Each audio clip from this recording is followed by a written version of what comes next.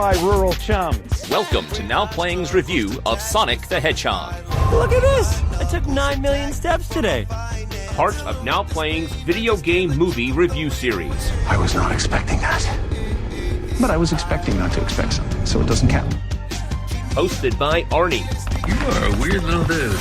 Justin. Oh, this one is cute. Let's keep him. And Stuart. You are so cute. Me? No way. This podcast may contain detailed plot spoilers and mild language. No, this is not some fun family road trip. Listener discretion is advised. Here we go.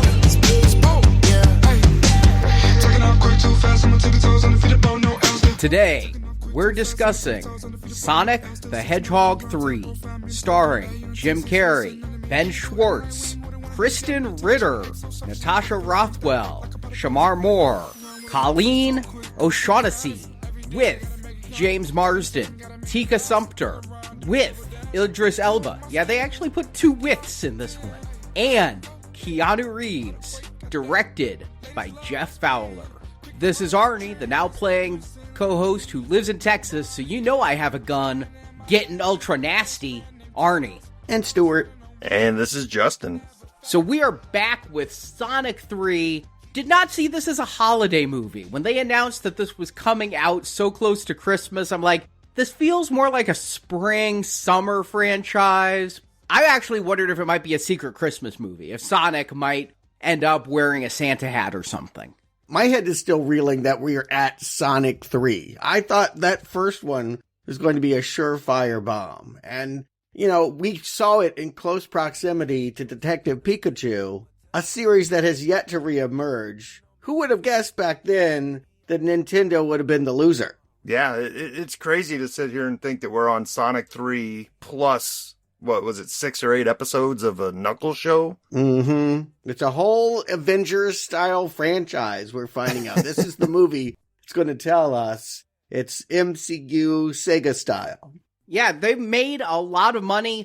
And this one is coming in well above expectations. They thought this would open around what Sonic the Hedgehog 1 did, about $55 million. Now this is tracking to open much closer to what Sonic 2 did, about $75 million opening weekend.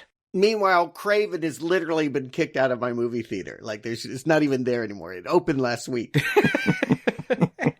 Unlike a lot of movies we've covered recently, War of the Rohirrim and Craven, I feel like Sonic the Hedgehog has been promoted everywhere. I feel like online, TV commercials, tie-ins, Sonic has been everywhere. Did you guys get the phone calls yesterday? I had Sonic call you on the phone and wish you Merry Christmas. Oh, that's where that came from. It happened while I was actually in the movie, and I was a little bit confused because I did pull up my text to voicemail thing. I'm like, what is going on? This just shows you my life, but I haven't even looked at my phone yesterday. So maybe I'll find out sometime this week when I finally look at it. I should have suspected Arnie was behind it. Sonic's not just going to call me out of the blue. I did see his face on the AMC shelves. He's a popcorn bucket. I think there's 2 of them, actually. One gold and one blue. And McDonald's is doing tie-in toys. Oh, and the toy aisle is filled with Sonic stuff, too. So, I mean, it's a full-blown franchise, even though it just doesn't... I mean, it's weird because this is right in our wheelhouse, right? We all were at the age when Sonic was getting big and it was like, all right, this is the next generation of video games. So we're aware of Sonic, but geez, it's just not on my radar. He didn't feel like Mickey Mouse. I never felt like they were building something that would have the recognizable brand of a Bugs Bunny. It was an awesome video game in the 90s, in the console wars between Nintendo. He was kicking Mario's ass, sure. But if you would have told me that 30 years later, they would be making these expensive live-action movies with him, I couldn't have dreamed it. And I'll just go ahead and say they've already passed me by. I never played a game with Shadow. I don't know even what they're talking about anymore.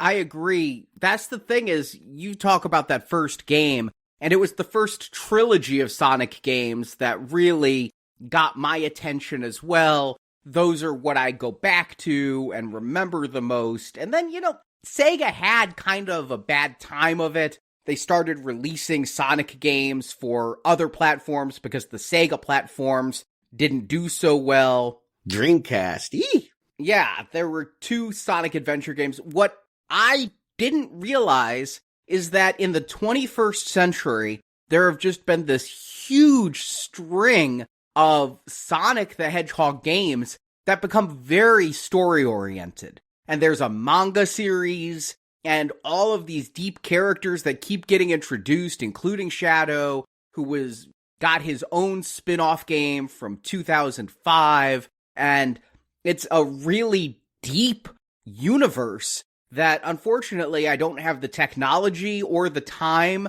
to dig into before these movies. I'm going to have to trust in the filmmakers to explain it to me, because I know some people on our Facebook group were hoping I'd get a chance to play Sonic Heroes and Shadow the Hedgehog, but my GameCube is packed up somewhere, and I don't know if they're available on modern platforms, so I'm just going to have to go with the movies, because I can't catch up on 30 plus years of lore from these games. No, but I was in the theater with people that obviously knew it. I went on Thursday night, and there was a whole row. They were all together, and they took up from like one side of the theater to the other. I'd say about 15, well, I call them kids, but they were probably late 20s, 30-year-old, and they knew names. When the pink thing comes out at the end, they were like, oh, of course, dude. They recognized things that were going on that I was gripping to try and hold on to. So what you're describing, Stuart, sounds almost like they're into it for the retroness, but not the retroness that we remember, something that evolved past our time with this property. Right. There was a cartoon. There was things I feel like to me, it just always looked like it was trying to be, I guess I just thought Sonic was a failure. I did not ever recognize that he connected with audiences past the 90s. Yeah, and he even is now teamed up with Mario because Sega is no longer a competitor of Nintendo. There's an entire Mario and Sonic series of games. What? Olympic Games. Oh, you say it ain't so. Really? Oh my God. That's shocking. Sacrilege almost. I can't imagine what they would, like he clears the pipes and Sonic rolls down them. How does that even work? I didn't know what Sonic 3 would look like when we were reviewing Sonic 2 because Jim Carrey as Robotnik, honestly my favorite parts of those first 2 movies. Rewatching them before we did the Knuckles series, it really solidified that I think these are Jim Carrey's best comedy roles since Yes Man. And the 2 Sonic films and Yes Man might be the only comedies he's made in the 21st century that I think are worth checking out. Most of his stuff, Mr. Popper's Penguins, Fun with Dick and Jane, Dumb and Dumber 2, just all crap. But with Sonic 2, he's like, I'm retiring. I'm done with film. And they killed him at the end of part 2, or at least made it appear that way. So if Carrey didn't come back, they'd have an explanation as to why. But hey, they got him back. They really lured him. He had said around Sonic 2, if the Angels bring some sort of script that's written in gold ink, he might come out of retirement. Well, the director spent $100,000, had a script printed in 24 karat gold, and had it hand-delivered to Carrey's door.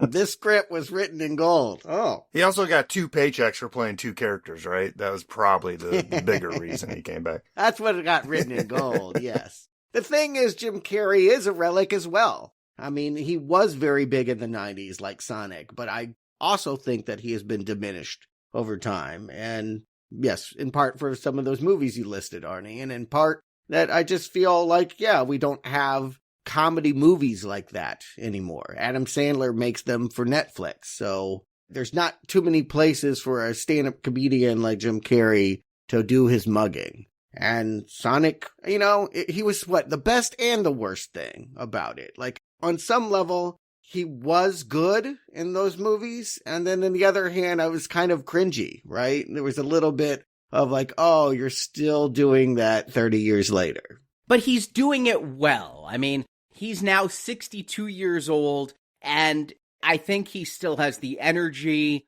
that he had back on his In Living Color days. It doesn't feel like he's going through the motions. It doesn't feel like he's relying on old material either. It's the same shtick, but he's doing it modernized with modern references. And I think, as we'll discuss with this one, he's doing two different characters, playing them differently, both very funny. Yeah, that's the thing that I knew, is that they were selling him in two performances and Sonic in two performances. Everything is being doubled. Cloning is what I assumed this was all about. And hey, I'm going to be the first to admit, like, I was sick the week that this came out and not really into it. And somewhere in the back of my head, I did know that Keanu Reeves was in this movie. But when I was sitting there watching it, I did not remember that information. So the whole time, I'm like, that voice sounds a little familiar. I didn't know until the end credits, when it popped up that Keanu was in this movie, that he was the voice of Shadow. He doesn't say whoa.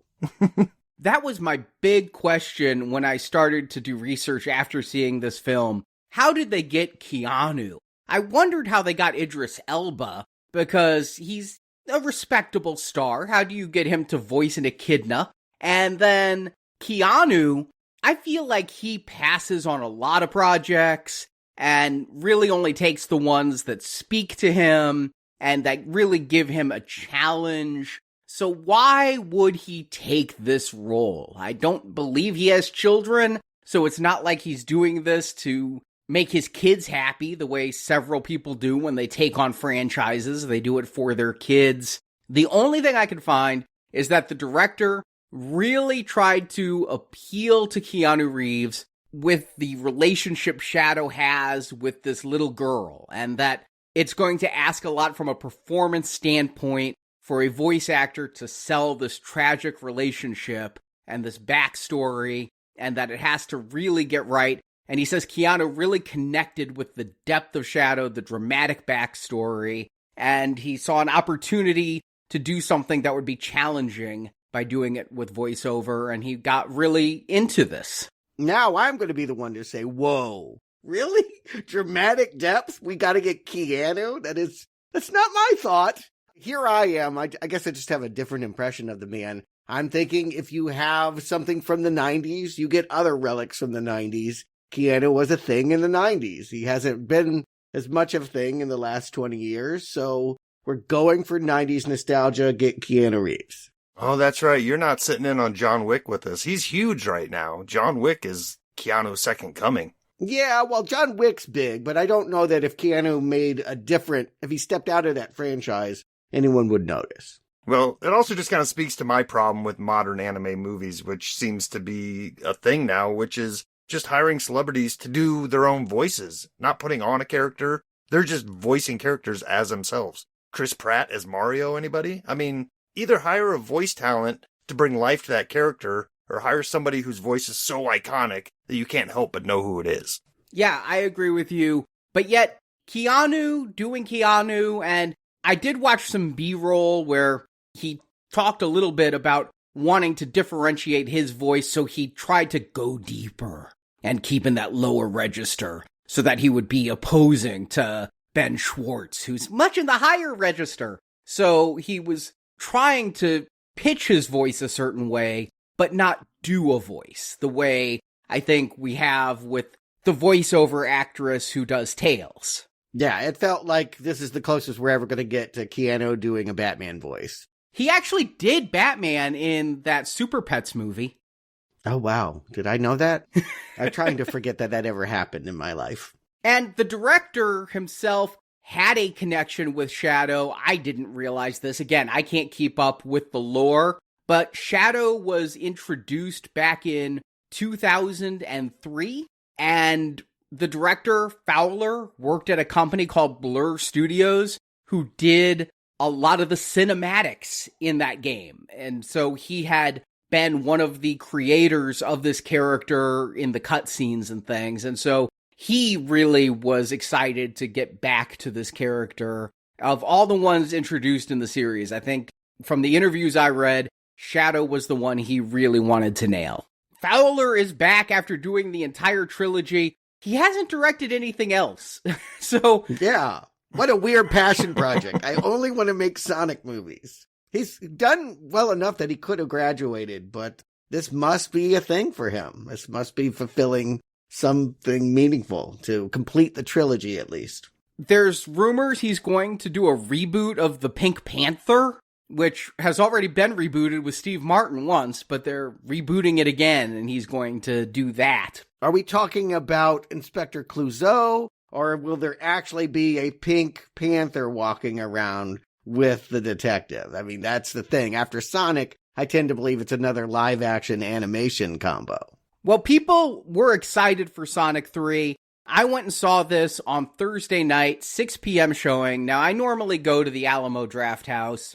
I love that they have that no talking, no phones policy. I'm never distracted. Thank God they don't have a no notepad policy so that I don't get in trouble for taking my notes at Alamo. But the only showings at Alamo, because this is a PG movie, are what they call the kid-friendly showings, where they aren't as strict about those rules. And I'm like, all right, if you're advertising kid-friendly, I guess I'll go to the Marcus theaters instead. Plus, I think Alamo made a mistake. They gave their big screen to Musafa, which isn't doing so well this weekend at the box office. They had Sonic on a small screen, whereas Marcus had it on their DLX screen. So I went to the DLX experience. Theater was about half full, which is pretty full for a Thursday night at 6. Lots of families, lots of children. If I was hoping to escape crying babies, this was not the showing to go to. Youngins crying during dramatic moments of the film. There were a lot of young reactions from the theater I was in. So, I already mentioned I was sick, but I originally planned on going on Thursday evening, and I had looked at getting tickets and everything, and before I checked out on my app, like, the theater was less than half full on a Thursday night. But I ended up not going to that one. I went Friday morning at 11. And it's Christmas break, right? Kids are out of school, going to movies. I think that's probably how they're getting big box office right now. It was me and one couple in the entire theater in this entire showing. A couple? Yeah. Romantic date. I mean, it's what I would normally expect for a Thursday morning, but also at the same time, you know, Christmas break, kids out of school. I would have thought maybe, you know, a few more people in there, but nope. I'm envious of that couple because I cannot convince Marjorie to go to these movies with me. She loves Jim Carrey and has no interest in the Sonic movies. And when I rewatched them at home, preparing for Knuckles, she sat in for some of them and was just like, nope. I don't know what it is. I haven't picked her brain about what it is about Sonic she doesn't like, but she loves watching the old Jim Carrey stuff, as do I. You know, even me, myself, and Irene, we watch quite often. So I don't know why I can't get her to sit for Sonic. And she loved that game in the 90s just like we did. But no, she is avoiding the series, told me, I'm sorry when I was leaving to go watch the movie. I came back. She's like, how bad was it? I'm like, what is this impression you have? This thing has decent reviews. Maybe she's listened to the show. Yeah. You're the only one I think that has given green arrows to this, right? You keep getting shocked that people don't like it, but we don't like it. I'm not the only one. Justin joined me in a recommend for Sonic the Hedgehog 2, but I was the only one recommending Part 1, and I was the only one recommending Knuckles. Jeez, was I sick back for Sonic 2 as well? I don't remember recommending it. Yeah, you need to check your medication. Anyway, let's find out if this is going to hold for Sonic 3. Arden, give them the plot. We'll get into it. Did you know Sonic wasn't the first space hedgehog on Earth? Over 50 years ago, a meteor brought Shadow the Hedgehog to Earth, voiced by Keanu Reeves. Discovered by Professor Gerald Robotnik, played by Jim Carrey, Shadow's chaos energy was studied in a secret bunker. Shadow befriended Gerald's young granddaughter Maria, but tragedy struck when agents attacked, killing Maria. In the aftermath, Robotnik was imprisoned, and Shadow was put in suspended animation. In the present, Shadow awakens, seeking vengeance on humanity. Commander Walters of Gun enlists Team Sonic, which is Sonic, Tails, and Knuckles, to stop Shadow. But the Dark Hedgehog proves too powerful. After a drone attack kills Walters, Sonic receives a key to Gun's ultimate weapon, making him a target of Director Rockwell, played by newcomer to the series Kristen Ritter. Sonic learns that Ivo Robotnik, grandson of Gerald Robotnik and also played by Jim Carrey, is alive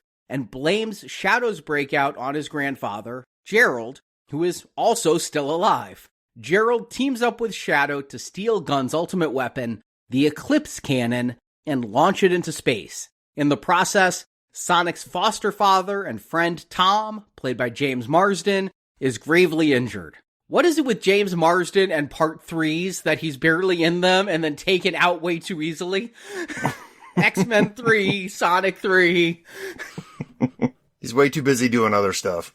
Fueled by rage, Sonic uses the Master Emerald to become Super Sonic and confronts Shadow in space. Their battle escalates when Shadow absorbs Chaos Emerald energy, becoming Super Shadow. Meanwhile, the Robotniks clash when Gerald reveals the plan is to cause the extinction of humanity. Ivo doesn't want to kill all the humans, he just wants to rule them, so with Tails and Knuckles' help, Ivo sends Gerald into an energy field, presumably killing the old man. Sonic defeats Shadow in combat, but hesitates on delivering the killing blow. He gives up the fight and convinces Shadow to also abandon his revenge, and together they stop the Eclipse cannon. Shadow and Ivo Robotnik sacrifice themselves to save Earth. In the aftermath, Sonic reunites with Tom and his family, but during a race, Sonic ends up in New York, where he battles Metal Sonic, a robot version of himself. He's then surrounded by an army of Metal Sonics,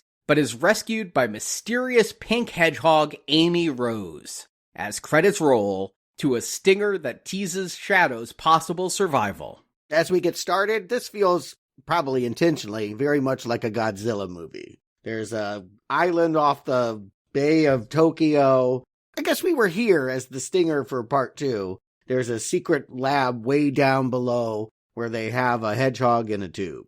And no, it's been sleeping all this time, just like Godzilla. And then, for whatever reason, I'm not sure if there's a motivating factor, he just wakes up. They say in the film he must have had help. If he'd been asleep for 50 years, something must have happened externally to help him. And we're led to believe that Gerald Robotnik, Professor Robotnik, the grandpa, might have done something, but we're never shown what. One of my big complaints about this movie is I have a lot of questions about what went down in the 70s in this base, and it leads right up till now when, he wakes up for reasons. He has some dreams, and that wakes him up out of the tube. I thought, like you, Stuart, I thought this was a dark clone of Sonic when we saw him at the end of part 2. I thought since Robotnik had always been about, I want Sonic's quills, and getting Sonic's quills, that he'd used one of those quills to make a dark Sonic as a weapon. I never suspected we were going to find out that he predates Sonic and showed up back in the 70s. Space aliens. They're even going to use that word aliens, and it's going to shock Sonic and everyone that think of themselves. But it's true. They come from outer space, not genetic labs. Is this opening making you guys feel our age now? Because, they're 50 years ago, and in my mind, 50 years ago is always the 1950s. No, 1974 is 50 years ago now, not ancient history. I am over 50 years old, so yes, I can track exactly when that is. Yeah, I agree with you that it certainly hit home a little different when I realized that this backstory so long ago, I wasn't alive for it, but I might have been in my mother's womb for it. I was pretty close to alive during this flashback period that Shadow is remembering when he has images of fingers playing a guitar and running down a corridor and things. His memories, they're 72, 73. So in addition to making me feel old, I'm starting to get a little bit of false hope here, because at the beginning, the first actor we see is one of the guys from Lonely Island, which I think those guys are hilarious and they don't get enough play, but he was awesome in Hot Rod, playing against Andy Samberg as his brother. And I was like, oh, great. So maybe they found, some casting that's really going to elevate this. He's only in it for the first scene, and he's exposable. It didn't go anywhere, so I think that's kind of my first idea of what we were getting into here. I was giving myself a little more hope than I should have, and was quickly reminded what movie series we're in here. Yeah, you and I stand on opposite sides of the table when it comes to Hot Rod. I know that you enjoy that film, and I detest that film. But I do like the Lonely Island guys from a lot of their work on SNL, all of those digital shorts they did with Andy Samberg. There's a great podcast they do now with Seth Meyers where they talk about all the stuff they did on SNL, so I didn't recognize him here, but I do wish there was more of that energy in this film. Was he the one who was excited about donuts, or was he the one who had eaten the last Boston cream donut? He ate the last donut. He was the one at the control board. Such fertile ground for him to work with, too, right? A box of donuts. Mm-hmm. And some guards being slung against his window. We will find out that in this high-tech prison with only one captive, I assume, you would think they would have more than enough people to contain this, but they have this shadow battle in which he can zip around, not unlike what we've seen Quicksilver or the Flash. He's lightning fast and can make quick work of these guys and blow a hole out of the prison, and soon he is threatening Tokyo. Yeah, he does this teleportation thing. It's pretty close to what we see Sonic do. He just, appears. He's kind of able to hover. He's kicking and punching people almost always at face level with them, even though he's a smaller hedgehog. I will say the CGI, they keep taking it up a notch. We have come such a long way from that first Sonic trailer with that creepy-looking Sonic with the teeth.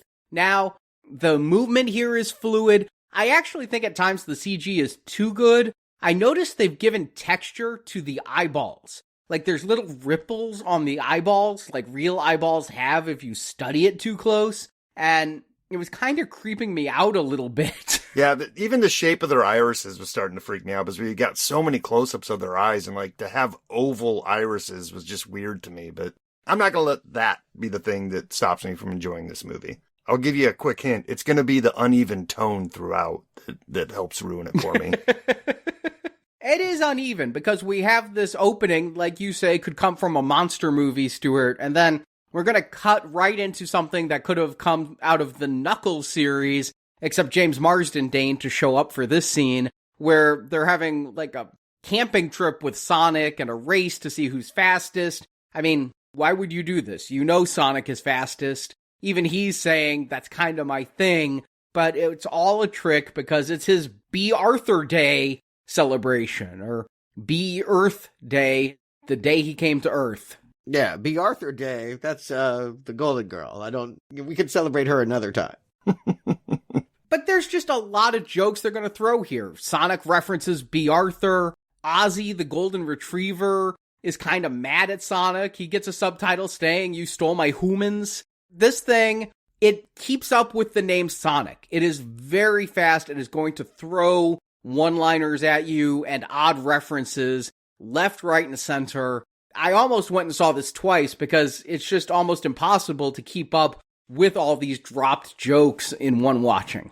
Comedy should be that way, and kids' movies should be that way. You want high energy, you want it to be short, and given that this is a video game, you do need to touch base with that. They do actually, in this opening race, I noticed that Sonic whizzes past a sign and it flips around like it used to at the end of a level on a game. They're hitting all the marks for telling you, yes, we're doing Sonic again. But I agree with you, the animation feels better this time. And yeah, I guess I'm just more accustomed to it.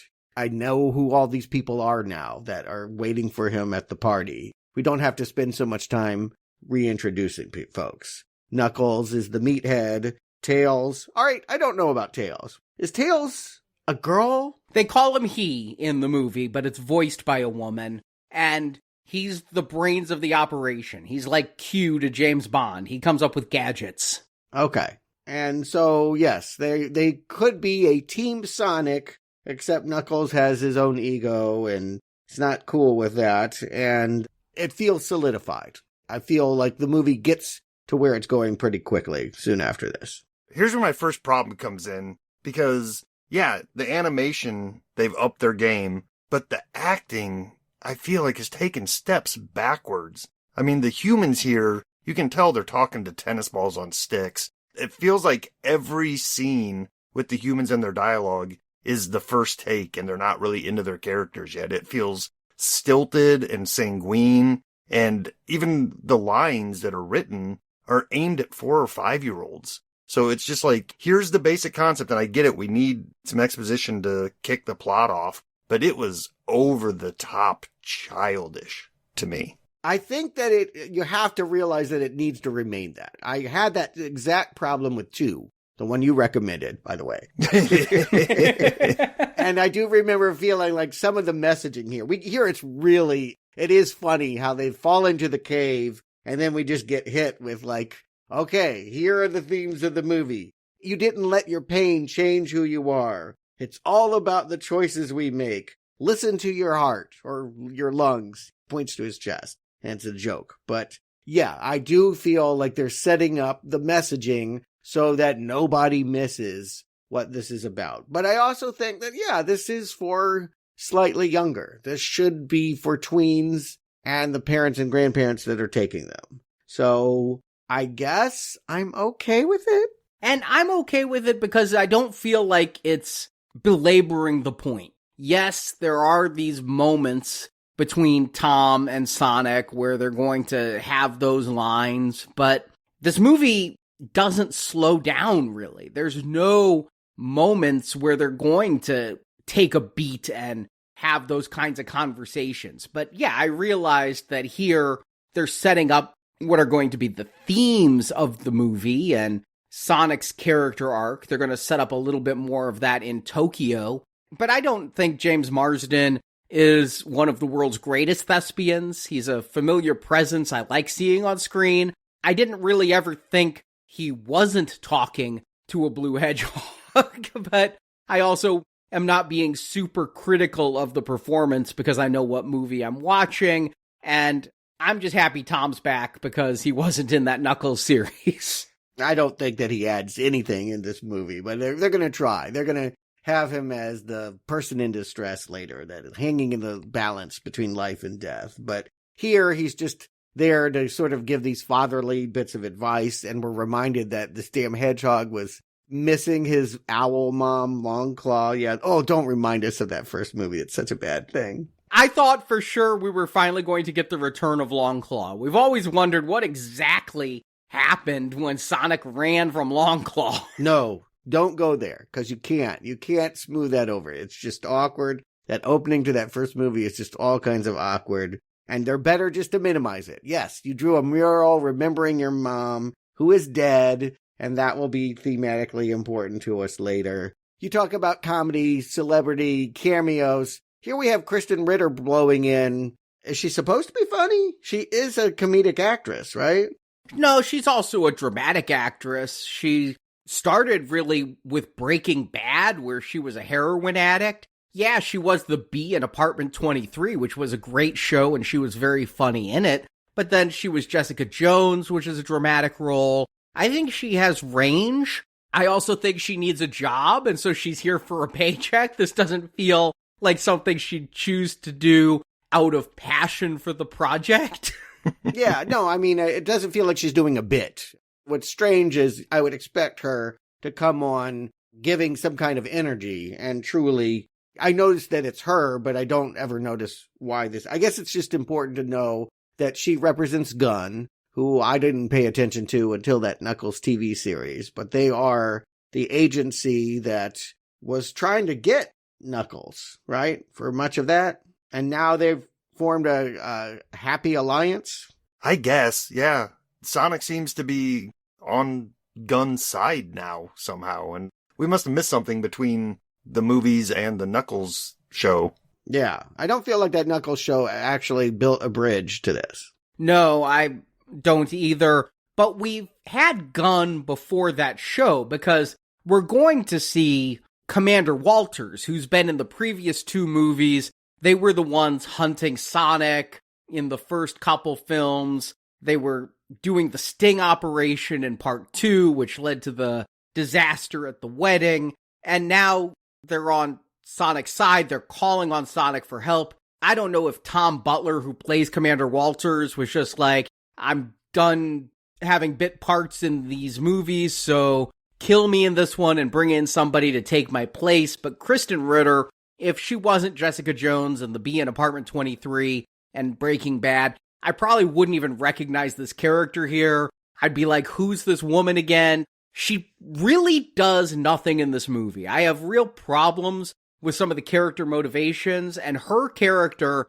is in a lot of it when we start getting into the main part of the plot, and she's just going to disappear for the entire second half of this movie and never return. Yeah, that's what I mean. Why would you hire her to be a functional walk-on non-character part? Man, we can address it later, but I'm still not sure if she was a good guy or a bad guy, to be honest with you. I wasn't sure what her motivations were by the time we get to one of the big scenes near the end. But here's where I'm talking about uneven tone. We were just talking about how the human characters are giving very simple moral lessons to 4 and 5-year-olds. And in the very next scene, we have a character being killed on screen. Is that not whiplash for the younger set? Like, I understand that death is a concept that kids need to be exposed to, but this was just flippant. There's an explosion. Oh, hey, I'm dying. Here, take this. I'm done. It just felt very crass and unnecessary. Like, if you needed him out of the story, put him in a coma or something. There's a lot of death in this movie.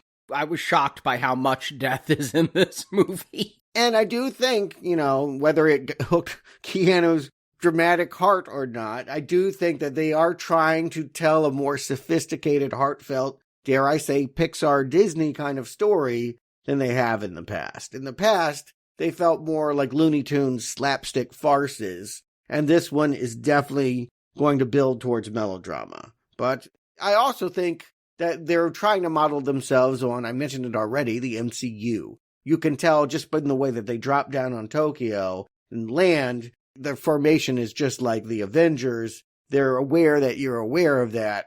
They are trying to build a Sega universe here. And so, yes, I think, Marvel does that, right? It has those human dramatic moments, and then it can go from a really intense scene where someone gets killed and then move into some funny slapstick stuff. This one is trying to follow that, and maybe is, because it's made for something and someone a little less sophisticated, it's maybe not as artful. I guess all I'm saying is I feel like they're trying too hard to capture the younger crowd that drove the Mario movie a couple years ago.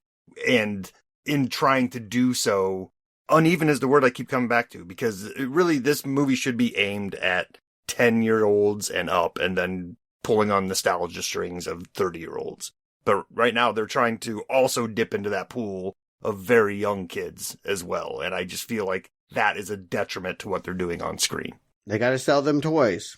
Although I guess those toys could be for me, theoretically. But yeah, we get Team Sonic heading to Tokyo. The chopper flies thanks to one of the magic rings. They're going to do this like Iron Man jump out of the chopper to this fake Imagine Dragons song. I'm like, it sounds like an Imagine Dragons beat, but it's not. I looked it up.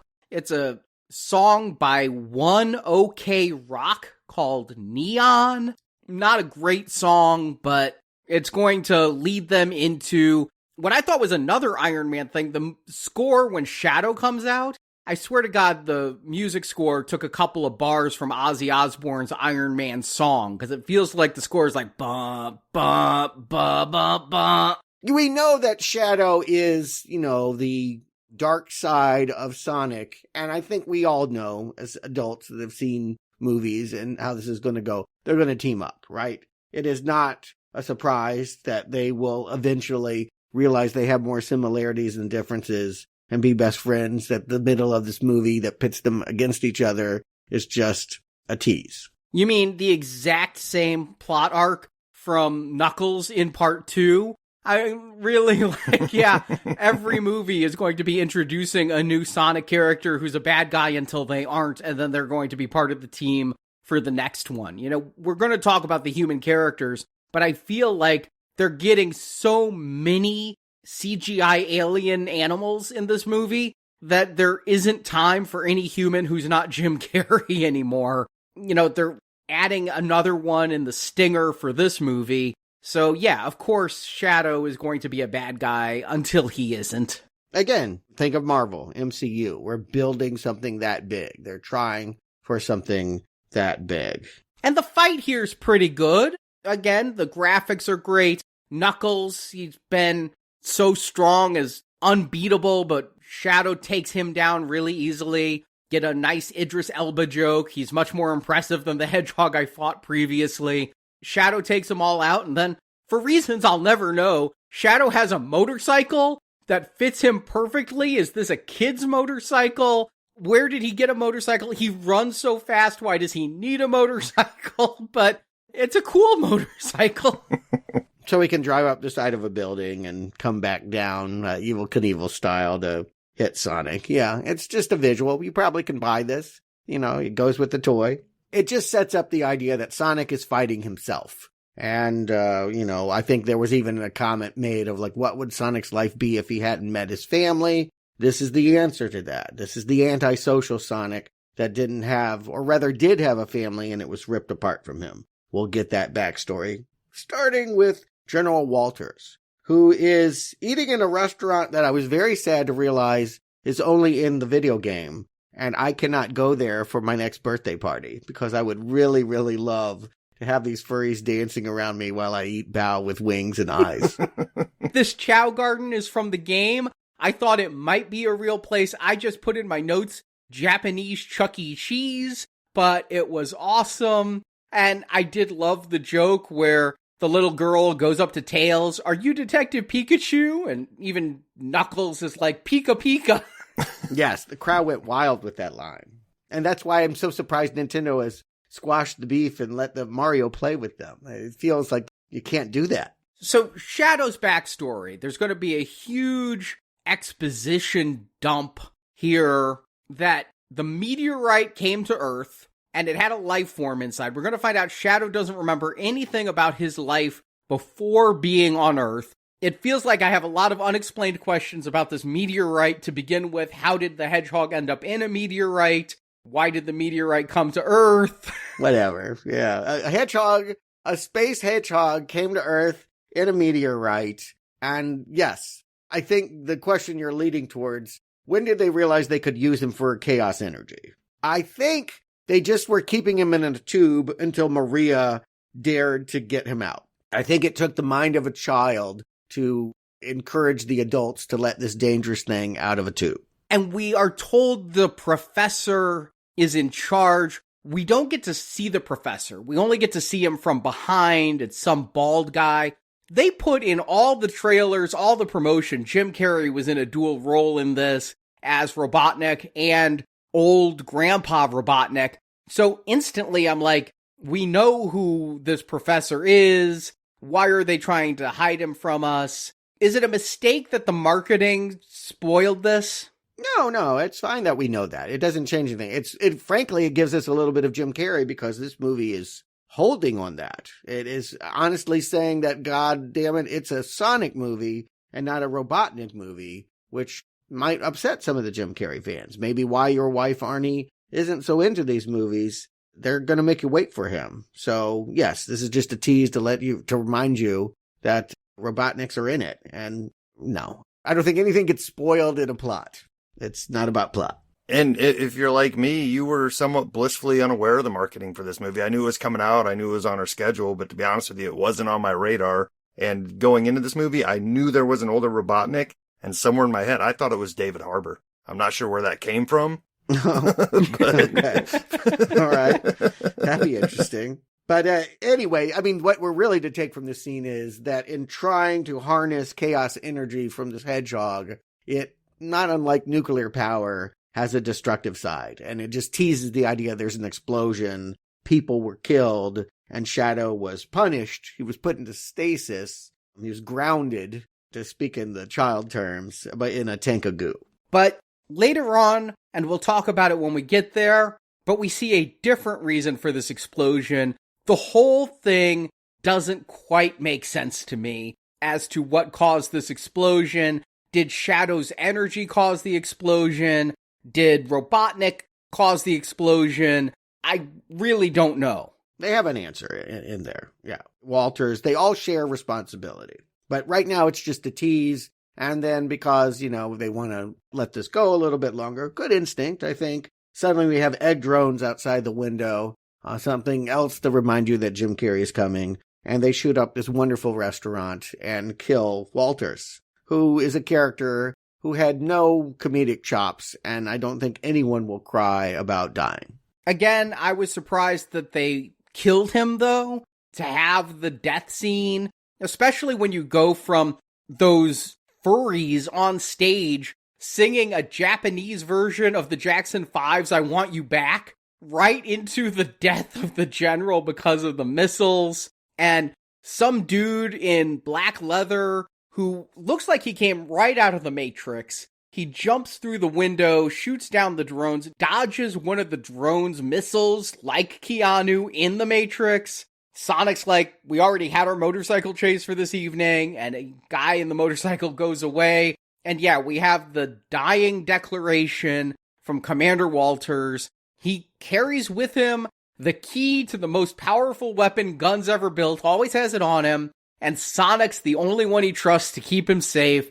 So here's the key as I die. Good thing he stayed awake long enough to hand that key over, because if he'd been concussed or something before dying, nobody would ever know there was a key. No, Rockwell would come and pick it. They show up at the restaurant minutes later to get it off of him. What she would have done with it, I don't know. I think they're just protecting us. They're doing the right thing. No one should use these keys. We don't want the cannon to be activated. Yeah, once again, I'm not sure what her motivation is, but she comes in and she approaches Walter's body, and I was like, oh, she's going to check for vitals. Nope, she went right into his pocket looking for the key. So, yeah, was that protective? Was that, orders? Or was that her having ultimate plans? She wants that key? I don't know. I do guess that she probably had a larger role and she just ended up getting cut because there's too many people in it and she's the least funny. I agree. There needed to be more to this because even Tails is going to be like, Sonic, why are we running? And Sonic's like, we don't trust anyone until we get more information. But from what I can tell from this movie, if they just stayed and given Director Rockwell the key, all problems would be solved. Like, there wouldn't need to be an adventure. Rockwell would take the key, the other key's in a vault. It's because Sonic doesn't trust people, and this is part of it. Part of Sonic's arc this movie is he's got to learn teamwork. When they were facing down Shadow, Sonic ran off on his own to fight Shadow instead of waiting for Tails and Knuckles, and Sonic says, I'm still working on the teamwork thing. And that's going to be part of his arc, is learning that he has to rely on others and not just be the leader of the team. And I guess maybe that's why he doesn't trust Rockwell, is because he's not a good team player. But from what I can tell, Rockwell is a completely decent person who just is trying to save Earth from being destroyed by the super weapon. Agreed. And I think part of this is they just want to chase a lead. That the man on the motorcycle that took out all the drones is now zipping away, and they don't wait for Rockwell to arrive. Who knows if Rockwell had arrived, if they would hand over the key. But they have the key, and now they're chasing after the motorcycle person. Tokyo Drift is, of course, their reference. They bring it to a dock, and there's a spacious and crustaceous robo-crab awaiting them. We find out the motorcycle guy is Stone, the assistant, and not surprisingly, inside, 30 minutes in, we finally get Jim Carrey in a fat suit. My question for you guys is, was Stone a memorable enough character for this reveal to have any oomph for you? Because, sure, eventually I remembered him from the other movies once he had more interactions with Jim Carrey. But just removing the helmet, I was just like, okay, who? And they're like, I was like, who is this? Oh, the iced coffee guy, okay. I'm going to split the difference with you, Justin. I recognized him, but I don't think he's deserving of a reveal like this. And it wasn't until Knuckles yells, it's the goat milker, did I really solidify for me, it's the guy who makes the lattes, he's always around. But this actor who plays him, I don't know the actor, he's not a big star to me. So this reveal, it's only shocking in that I wondered, why is Robotnik's assistant shooting down Robotnik's drones? Was there a plot twist? Is he now fighting against Robotnik? What is going on? No, he's still just Robotnik's lackey. Yeah, it sets up a relationship we see in lots of comedic villainy roles. That the henchman, the long-suffering henchman, has more to do than the evil Grandmaster guy. Yes, Jim Carrey is inside eating fattening sweets and watching telenovelas, and he's the one that's actually bringing the Sonic team into the lair and getting the plot going because he knows that this is what his boss really needs. Unsung, unappreciated. And I have to give a call out. La Ultima Pasión, the telenovela. I got really excited because who's starring in that? But Cristo Fernandez as the twin brothers. Cristo Fernandez, I mentioned him in Venom 3. He's the last human character we see in Venom 3 when he's running around with the cockroach. He's also Danny Rojas from Ted Lasso. He's just a fun guy. He's fun when I see red carpet interviews with him. He's fun when I see him in movies. And so I just got all like giddy during this telenovela that Robotnik is watching. I also love the idea of a drone that not only microwaves your burrito, but has extruders for sour cream and guac. I will say this is probably the funniest I'm going to find Jim Carrey's performance throughout this movie. I thought this, him down on his luck and just kind of being a slob with his belly out and people walking in on him in an embarrassing moment. That to me is good Jim Carrey comedy. I got a few chuckles out of this scene. I liked it, and it did remind me, though, of the end of Dodgeball when Ben Stiller put on the fat suit and juggled his jugs to milkshake when Jim Carrey is here playing bongos on his belly. It was reminding me of those jokes. I didn't know if they'd do something to make him suddenly become fit with one of his own inventions, but they're going to say his suit needs to be let out. I didn't notice him as necessarily fat for the rest of the movie. His grandfather is portly, but Robotnik doesn't look that much different once he finally gets the suit on. No, it's just a physical bit. That you want to twist things. Now the enemies have to become friends. The thing that's unimaginable, they're going to team up with Robotstink, I think is the way that it gets put. And he doesn't want to team up, but he agrees, because he considers his drones his children, his precious babies from his egg sac, and he wants one of Sonic's quills, because now he treats it like a drug. He likes to shock himself and enjoys the jolt that the quill gives him. Pretty kinky for a kid's film. Is that just the resolution of his fascination with the quills from the other two movies? Is that what we're to take from this? Is like, don't worry about that. It was really just a little weird kink of his and his grandfather's. Yes, I think so. But you know what? If they want to throw away a majority of what the first two movies were, I applaud it. I'm just going to say I'm finding that this movie in general is paced better, is moving better, is juggling the humor and all of that. You say that there's these disparate elements, that it shifts in mood, no doubt. I think it's doing a better job than it ever has before. Yeah, it is going to jump because we're in these scenes with Jim Carrey, which are amusing. I think Jim Carrey, I'm really glad that they sent him the gold script and got him back. I can't imagine a Sonic movie without him. While Sonic and Knuckles have good chemistry and good one-liners, I just don't take to Tails for some reason. I find Tails doesn't get funny lines and doesn't do cool stuff. The other two steal the show. Only Stone likes Tails. Nobody else does. Yeah, but I can't imagine one of these movies without Jim Carrey. But then, we're going to have a tonal shift because we're going to go from Carrey's crab back to the gun bunker where Shadow was studied. Shadow is there. And now we get the full flashback of Shadow's backstory on Earth. We meet little Maria, the professor's granddaughter. The professor takes her everywhere, and since he's living on the base to study Shadow, she's on the base to study Shadow, and she and Shadow become good friends. They dance, they make snow angels in donut goo, they race around on roller skates, they watch a Godzilla knockoff movie, and they stare at the stars together. And I am now waiting for the rest of the movie to find out what really happened to Maria, because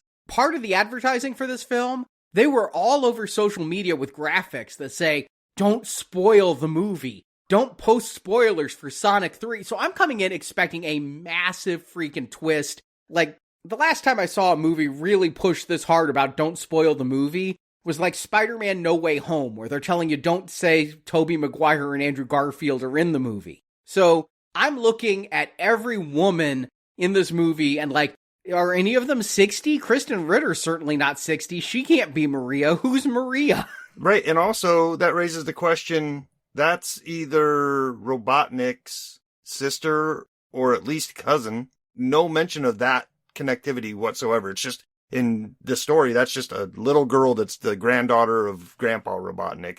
So is Robotnik. what's going on here? This whole franchise has been about family, and here they are telling a backstory about another family and making no ties within it. Robotnik is going to say, who did what with whom? And that is a question that they are not going to answer in this movie. I don't know if they're siblings or if they're cousins or what happened. Obviously, though, and we're going to find out at the very end of the film this is true, Maria was Professor Robotnik's favorite grandchild. He didn't care about Jim Carrey Robotnik. He only cared about Maria Robotnik. And there is a backstory from the games. Apparently, the whole reason Gerald Robotnik was working on Project Shadow was to save his granddaughter's life. She had a neuroimmunity deficiency syndrome, and the shadow energy was supposed to be able to cure Maria.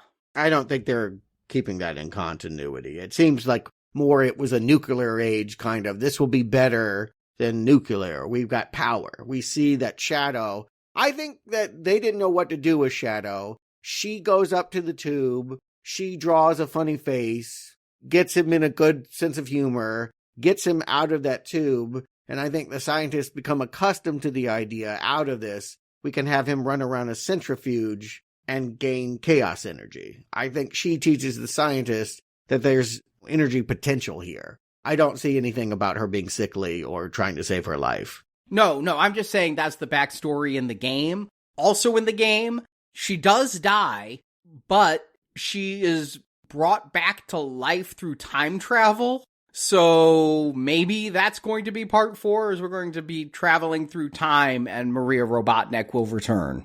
Yeah, we got a pink girl hedgehog at the end. I definitely think love, romance, other genders are all going to be coming into it. That seems to be the direction, for sure. And I think you're getting ahead of yourselves. I think that you have already greenlit a Sonic 4, and I imagine we will learn more about this family lineage. Questions that I wouldn't mind having answered in this movie, not necessarily wanting them answered in a whole nother movie. But here we get the full reveal of Professor Robotnik, who's been waiting at the base for Shadow, just in time for Team Sonic to show up with Stone and younger Robotnik, who have traced Robotnik's drones to this location. And here, yeah, we get Tails' little bit of backstory, where Stone and Tails team up while they're splitting up, and Stone thinks Tails is Sonic's assistant, and Tails is like, we're all best friends! Like, you're Eggman's best friend, right? And Stone, realizing that maybe there is another relationship to be had than just being a sycophant. All of this plays really like Nickelodeon level humor. Again, you recognize, I feel the age difference. This is the stuff that's not meant for me. When Knuckles, who's supposed to be Mr. Tough and talking about his muscles all the time, is like frightened by Casper, the friendly ghost. Like, this is something that I imagine, the same imaginary kids I had for Teenage Mutant Ninja Turtles will be chuckling over this. It's done just fine, but parents, be patient. You won't be amused. I was more amused by Jim Carrey during this period, where he's like saying, I have no parents, no aunts, no uncles, and something about my attitude renders me undesirable to all possible genders. And then, where did you go, Hedgehog? I wasn't finished trauma dumping. I'm enjoying Jim Carrey during these scenes. Well, this is the big moment, right? They've teased it with telenovelas and all kinds of ways. If you've seen the advertisements, stepping out of the shadows is, yes, Gerald Robotnik, Ivo's grandfather, and we have Jim Carrey in a dual performance. Yeah, they have a lot of fun teasing here, like as they circle each other. How good is the technology going to be? Will you believe that he is playing off of himself? I think Jim Carrey has always been a master of this kind of stuff. I never think of him as having difficulty playing off himself. Other actors might not enjoy working with him, but I do think that he can, be using special effects and technology. He is that kind of comedian. It's a sort of a 21st century prop comedian that can do this kind of stuff. I'll say this is the first time I'm actually really enjoying Jim Carrey in this role. The last couple times I felt like he's just kind of going through the motions, And I know, Arnie, you keep saying that he's still got it and everything, and I'm not saying he doesn't still have it. It just definitely feels like he's lost a step.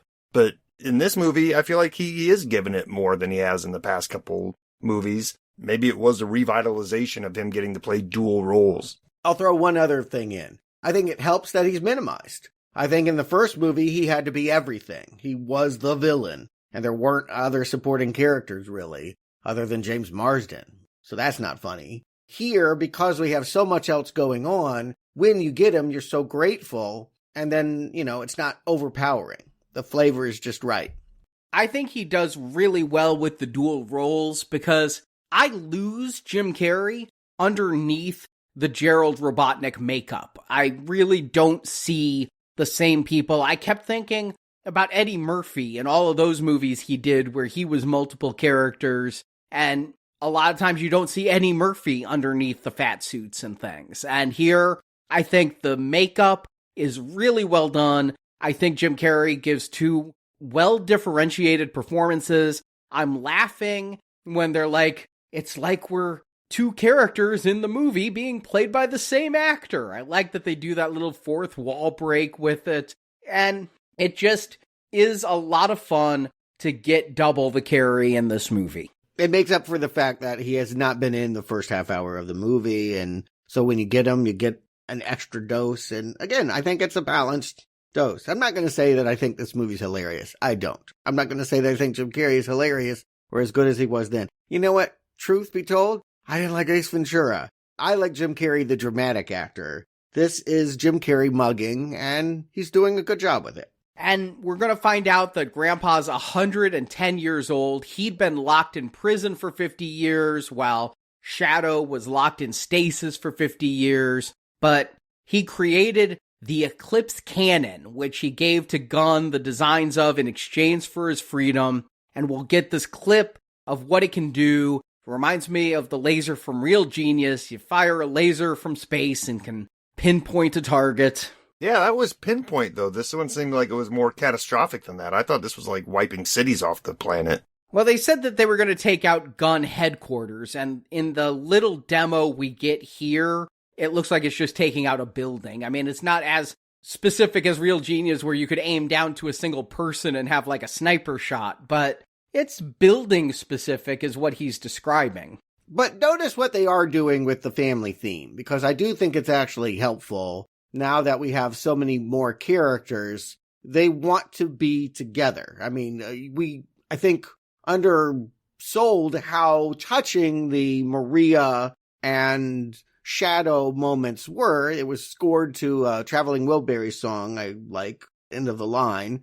And I think it just had a different flavor than the rest of the movie had been. You realize that in staring up into the stars, he says, I don't know where I came from. Neither does anybody else. It's a meteor that fell to Earth. But she says, this is your home, and your identity is as my friend.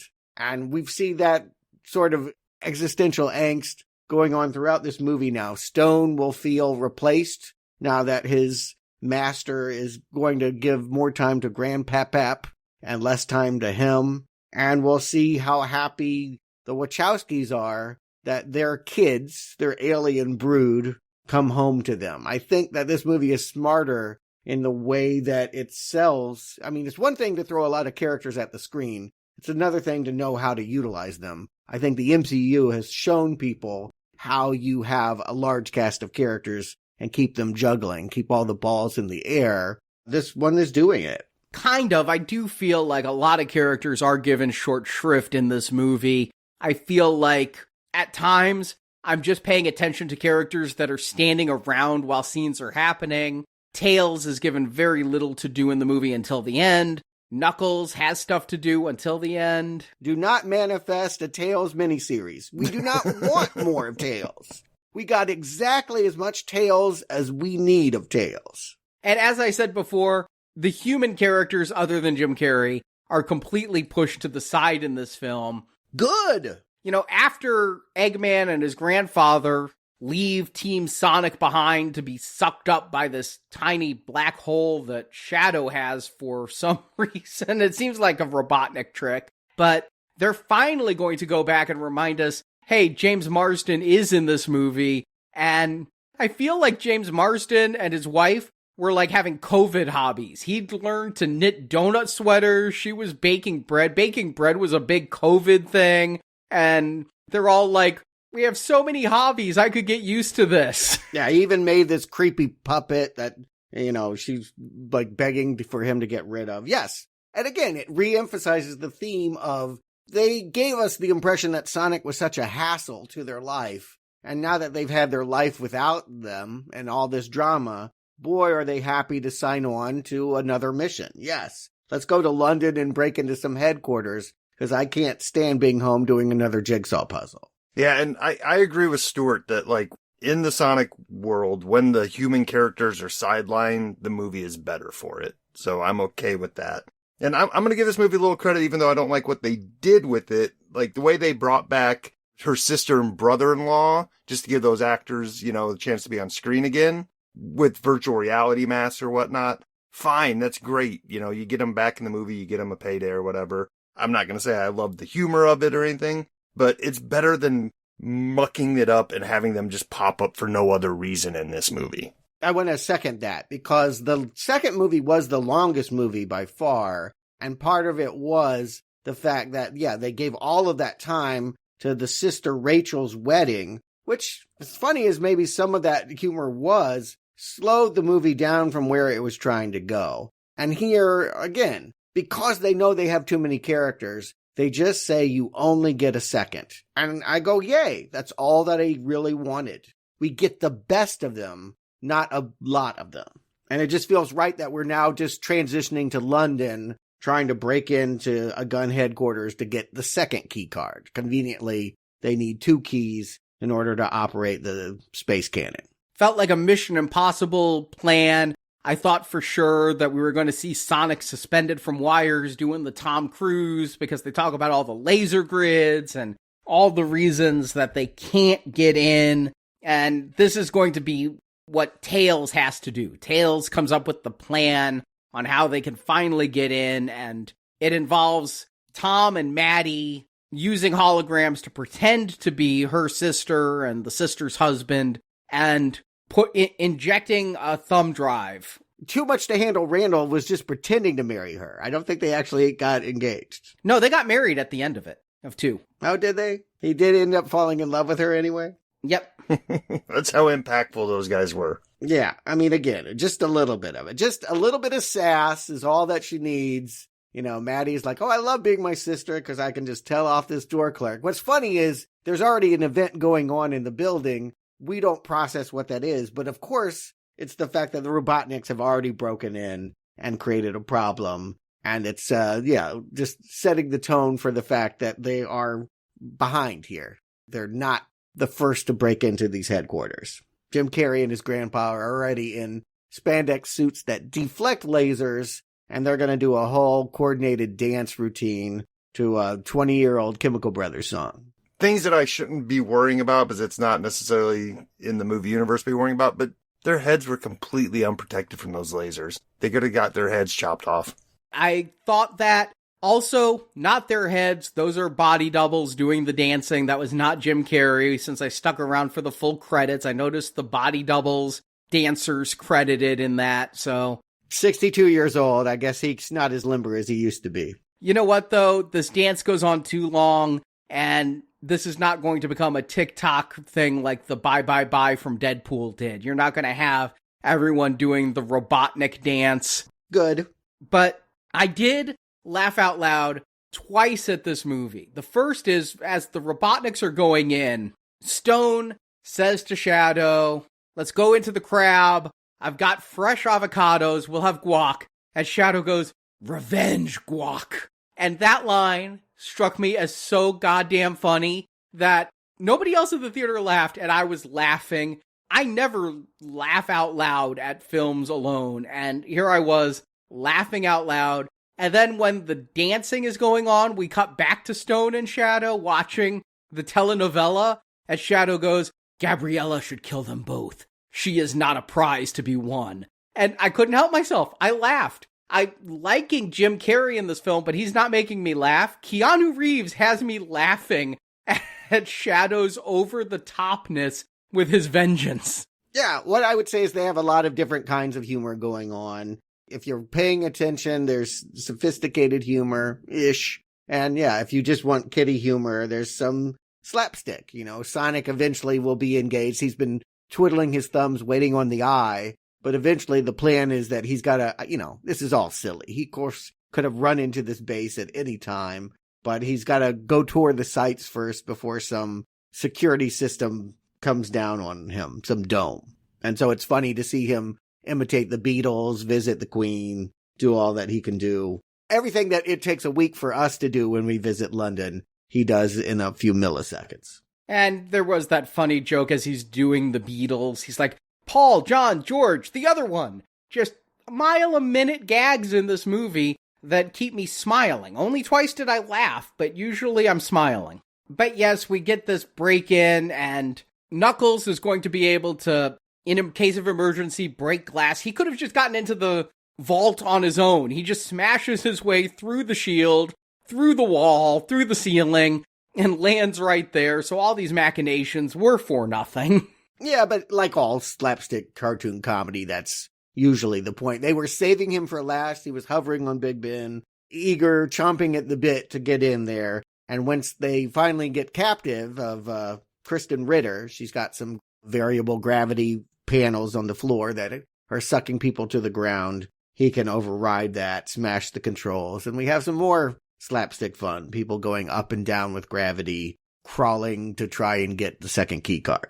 This is a point in the movie where, once again, I'm thinking about the wrong things, but it's just how my brain works while watching these movies, is the bigger universe, the bigger world here in the Sonic lore aware of these aliens, or are they not? Because there's been at least 2 major events in these other movies where you would think that would have been on the news and people are like, oh, okay, so there's some weird creatures here. But when Sonic is sitting on top of that huge Ferris wheel, they made sure to show us a moment where people saw him and were like, oh, what's this? Not shocked that they're seeing Sonic, but shocked that they're seeing something foreign to them. I don't think most people in the world realize there are space hedgehogs. Yeah, I think it's supposed to be a surprise based upon the reaction of those people. But I agree with you. It was shocking to me that people were shocked by him. It just didn't seem like that big a deal. And yes, because there have been these cataclysmic things that involve them, plus a bowling competition, which had an echidna all over the place. People would be used to this by now, I think. No one would pay attention to Knuckles. I say that, and yet it was a highly rated Paramount show, whatever that means. Anyway, the point is, Kristen Ritter eventually gets the second key card. What would she have done with it? Was there a plot for her? Doesn't matter, because Tom puts on his Walter's hologram face and takes it from her, and it looks like everything's fine until Shadow gets his revenge punch. Which apparently broke his arm. Like, I wasn't sure what caused him to, like, lose consciousness. It looked like he got punched in the gut and went unconscious. I mean, they could have gone all the way, right? It could have been death. Well, this movie's shown us that they're not afraid to kill characters. Yeah, Shadow meant to kill. This was the man that he believes killed Maria. We'll talk about how true that might be in a minute here. But you killed Maria, I'm going to kill you, is what happens here. And again, remember what Tom told Sonic right at the beginning, you shouldn't let your pain define you. That's the mistake that Shadow has done. Sonic is better than Shadow because he didn't let that pain consume him of losing Longclaw. And to just drive it home, to make it clear in case people haven't seen the movie, it's because Tom was wearing the commander's face, and Shadow blames the commander for the death of Maria, that he punched Tom. But yeah, Tom is now, his life hangs in the balance. We get worried looks from Maddie as he's loaded into an ambulance. I know he's not going to die, because if he was going to die, they'd have killed him in this very moment, the same way they did the commander earlier. But by the same token, they're gone from the movie now. They'll have a bit at the end, but this was all the James Marsden you're going to get. All that I needed. I think it's enough. It makes him have a use, frankly. Whereas before, he was just supposed to be Sonic's dad, right? Giving good advice. he still works in that way. He's still got that Obi-Wan Kenobi advice that he gave at the beginning. And now, yes, it's flipped position. Sonic is the one crying over him the way that Shadow was crying over Maria so long ago. Meanwhile, the Robotniks have used the 2 key cards to trigger the device, and we're heading into the climax. Suddenly the Thames is swirling, the space station is lifting up, and they're going into orbit ready to blow it all up. Oh, but we can't get to the climax until we get a little Adam Pawley in here first to remind us that he's in this universe as well, right? Sonic has to go back home to get the emerald that turns him Super Saiyan, I believe, is what's going on. Yeah, Super Sonic. And this was from the second movie, for those who don't remember, and I don't blame you if you don't, because I wouldn't have remembered if I hadn't rewatched it for Knuckles. But it was mentioned earlier when they were trying to discuss breaking into gun headquarters. Maddie's like, yeah, there's all of this we could do, but why don't you just get the emerald and become Super Sonic and go do it? And Sonic's like, we made an oath to never do that again. And only Knuckles knows where the emerald is, and Knuckles has sworn to never say, and Knuckles says anyone who tries to get it will become a sworn enemy of the echidna.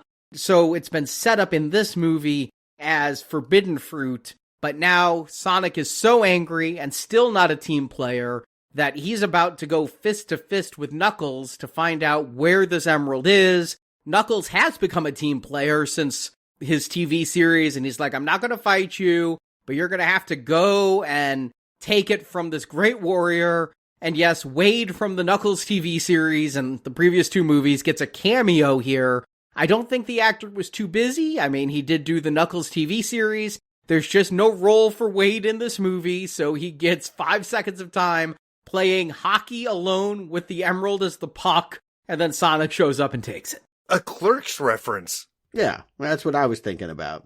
He's Kevin Smith. Playing hockey on the roof. Yeah, easily gets it taken away, so what? That's all we needed of Wade. That's how we felt about Wade. And this is where we really get up in the space station. Everything comes crystal clear. Stone had already been trying to call and tell Ivo, hey, I've picked up bad vibes. We were talking about ruling the world. They were talking about destroying it. And here, Grandpa is going to confirm that they're all going to die. It's not just blowing up Earth. It's everyone will be destroyed in this explosion. And we get a flashback to why he wants to be so suicidal. Maria, Shadow, and Grandpa were all trying to get away. Here's the way I saw it, Arnie. There was like a stockpile of canisters of chaos energy. They had just kind of stacked them up in a wall. And while guards were trying to stop Shadow from getting away, because I think she was busting him out, that it was Walters, the young Walters, who grabbed the gun, and it caused the bullet to ricochet into those canisters, and that's the explosion that killed Maria.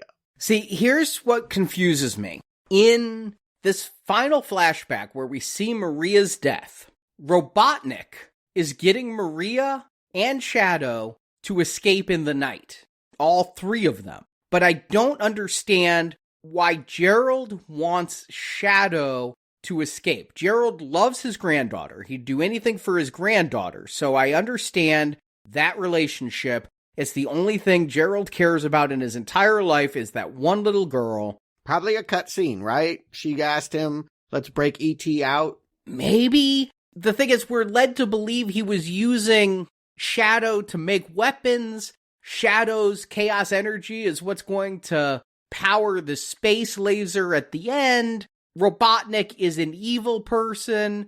I don't know why he was running from the agents at the end. Honestly, I thought he was so Machiavellian. He was setting this whole thing up for some reason. But Maria got killed. I just got really confused and think it's unclear what happened here and why they were escaping. I don't know. I don't know that there's too much consternation here. I mean, to me, it reads as Robotnik was a decent guy right up until Maria died. Like, I think he was literally the chaos energy was him trying to create like a perpetual energy source, not weapons. Yeah, he's Albert Einstein. He didn't want to build the nuclear bomb. He just wanted to get inventions going. And then when his granddaughter made her case, again, I'm betting it's an extra scene that you might get on a disc or something, where she actually convinces him, we need to help this creature do whatever. We don't know where he came from, so it's not about sending him back home, but they were trying to get him out from captivity, out of the tube, having a worthwhile life, out to freedom. And in that chaos, Walters is the man who pointed the gun, fairly or unfairly. They tried to make it seem like it's an accident that blew the canister that killed Maria. And so that's why both Shadow and Gerald are aligned with killing Walters and destroying the world. If you let your pain rule you, define who you are, you end up becoming a monster, like Godzilla. And yes, as you say, we're now at the climax. Young Robotnik is trying to convince his grandfather, I wanted to rule humanity, not destroy it. And we're going to be destroyed in this too. So he wants to stop Gerald, whereas Super Sonic is flying into space to fight Shadow. We're getting our big fights here. Again, just some of these one-liners got me. Like, Gerald Robotnik pulls out the Nano Fist, and he's like, I haven't seen one of those since I watched Green Lantern in 2011. I was saving it for Comic-Con, but now there won't be a Comic-Con. I'm liking this stuff. It's making me smile. Yeah, it's not terrible. And, you know, usually in these type of movies, by the time we get to this big brouhaha at the end, I've mentally checked out because it's just like, okay, this is what you have to do in a movie. But this one is, you know, it's actually kind of earning it because it's 4 characters and we have to come to some sort of conclusion here. How many of them are going to change their minds? How many of them are going to be on the right side at the end of this? Let's find out. I mean, we know Shadow just has to be convinced. They both go golden. It should be said they think the missile's been fired up from Earth, but it's just Sonic in his gold god mode. Supersonic, is that what you're calling this? That's what he is in the game, Supersonic. Okay, yeah, I heard golden god, but yes, here he comes to knock right through the cannon, grab Shadow. They have a big epic fight, but that's ironic because this is Sonic just doing the thing that Shadow regrets that he did. Vengeance and violence should not go together. And eventually, you know, hit enough times, they realize that they're going to become united in turning this weapon away from Earth. It's because Sonic doesn't throw the final punch, which could kill Shadow. Sonic's ready to do it. And then he's like, revenge has overtaken me. And, you know, there is a nice line in this movie that is what changes Shadow's mind, is he has a memory of being with Maria, looking at the stars, and Shadow says, the light shines even though the star is gone. And when Sonic here is going to monologue about the dead owl who raised him as a child, Yeah, right. Shadow is going to see the parallels, and that just because Maria is dead, her light can still live, and humanity doesn't need to die. And as we all knew was going to happen, Shadow now joins with Sonic, so we have Super Sonic and Super Shadow trying to stop the lasers. In the meantime, another duel that's hammering it out, Ivo versus Gerald. They both get contraptions, of course, right? If they're Robotniks, one's going to get a Robo-Scorpion outfit, one's going to get a Robo-Praying Mantis outfit. They're going to circle each other, they're going to take some punches, and eventually they're going to do a parody of the Luke, I am your father scene from Empire. There was one joke in this movie I was surprised they went for. One that seemed racy is when young Robotnik was in that praying mantis outfit, and he cuts off half his grandfather's mustache and calls it mantis-scaping. I was like, whoa, trimming the bush joke. Did not see that coming. Yeah, this stuff is, you know, it's over the top and I don't need it and it's kind of making my eyes glaze over. But I did get a chuckle out of the final kill for Old Man Robotnik. That was visually funny when he just kind of got ploinked into the chaos energy like a bug zapper. A perfect death that could bring him back or not, depending on what the hell they want to do in the future and what Jim Carrey will agree to do for money. Yeah, it's all in Jim Carrey's hands. I'm sure they will invite him to come back and do this. And again, maybe even play other characters. You mentioned Eddie Murphy. He's played his whole entire family in some movies. So I could see Jim Carrey being asked to do something similar. But Earth is saved. The laser gets pointed at away and everyone on Earth is happy until they realize the moon is sliced in half. It's kind of a hollow victory. That was kind of amusing, is just the look on their faces when they see what happened to the moon. I would have liked a little follow-up, like one more shot of the moon just missing its bottom or something later on in the movie.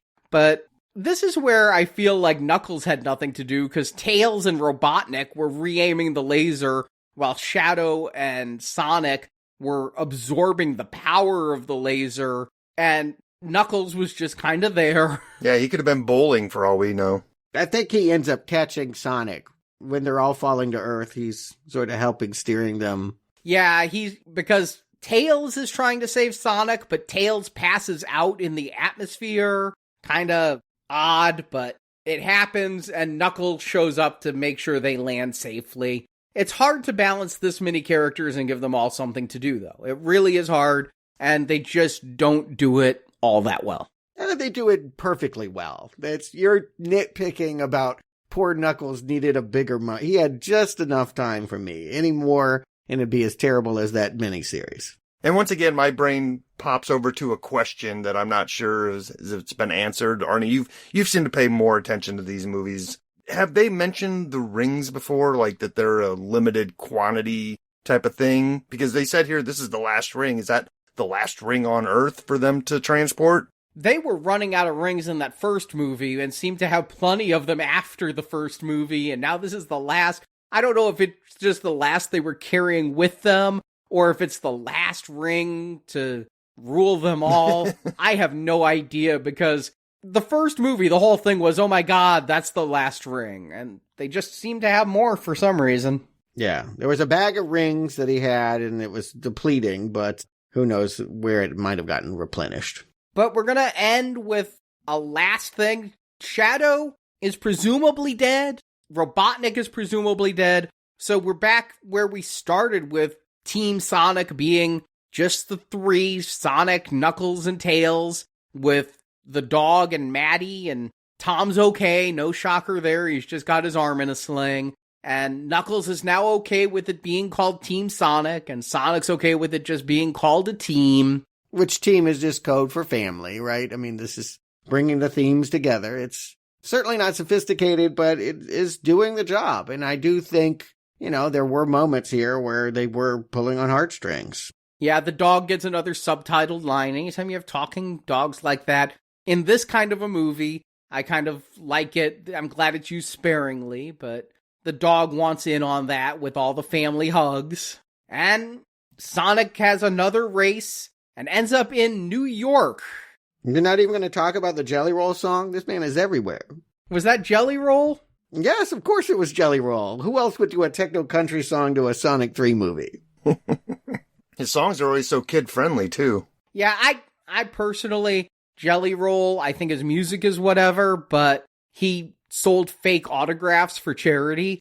They were all auto-penned, and he screwed people over in the name of charity. That's what I think of when I think of Jelly Roll, so he can go F himself. I was inviting you to talk about this soundtrack, which you have been surprisingly mum on, but we've had a pop-punk 99 Luft Balloons and all kinds of different jams. Again, the Traveling Wilburys, I wasn't expecting that one. I think it's been a good mix. I do, too. I was surprised they did not put out a soundtrack for this. I did go looking.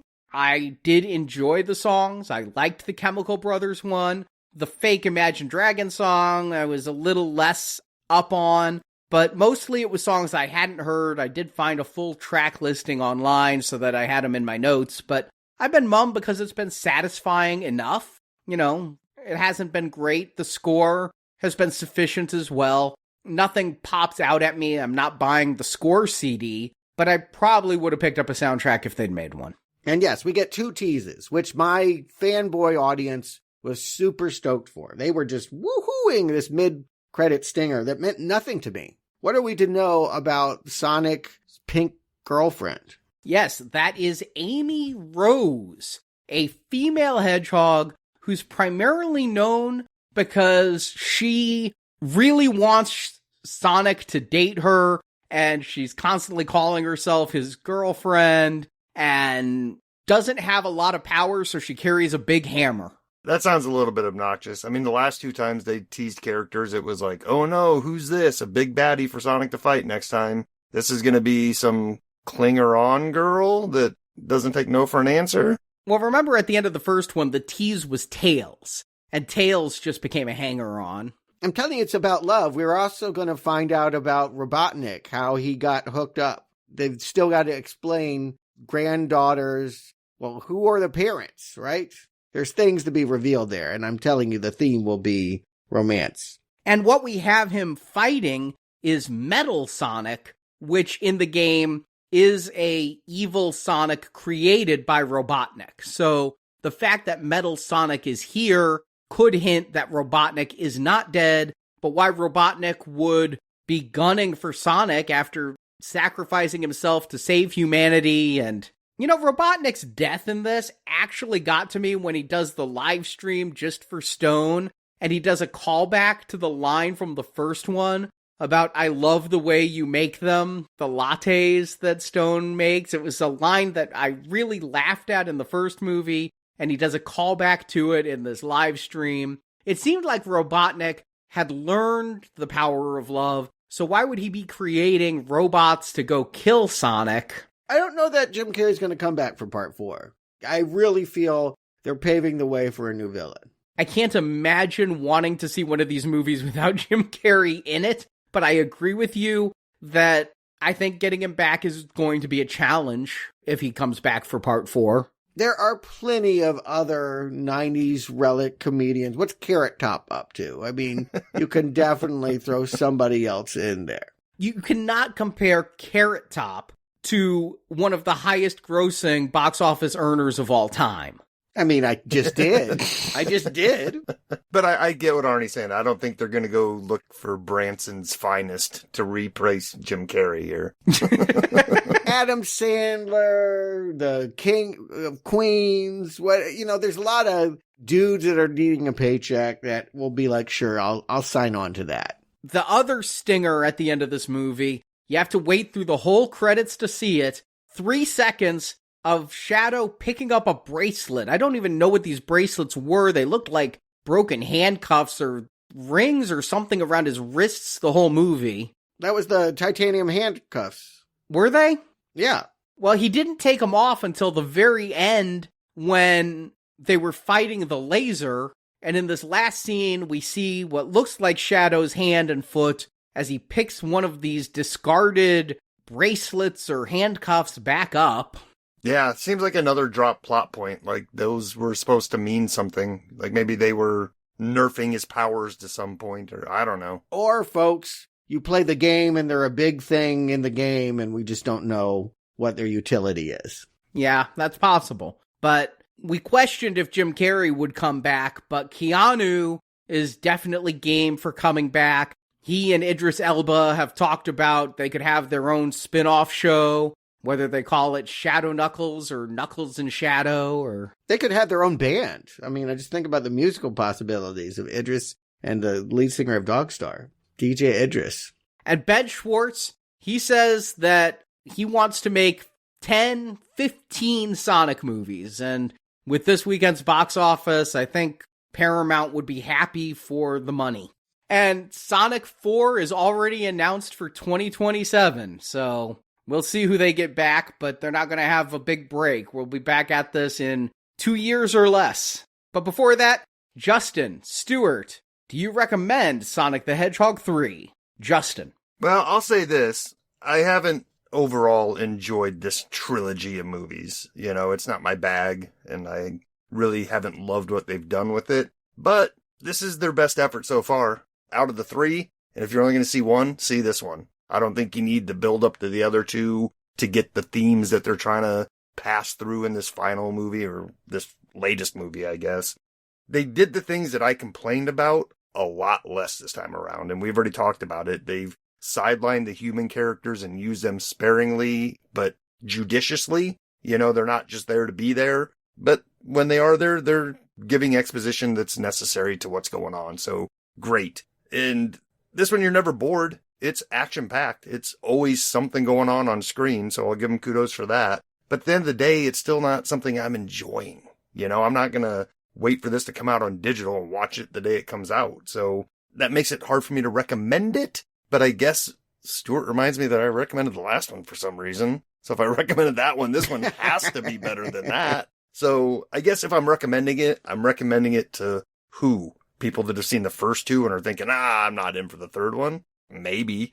I guess who I'm recommending it to is if you've been curious about this and haven't watched any of them, skip everything else, jump in on this one and see how you feel. And that'll tell you everything you need to know about this property. But other than that, there's not a whole heck of a lot to say that hasn't been said in the other two reviews of these movies and the Knuckles TV series that we haven't already said. It's the same thing over and over again. But this time, I feel like instead of just, mailing it in, they actually put some effort into it and fixed the things that I had problems with.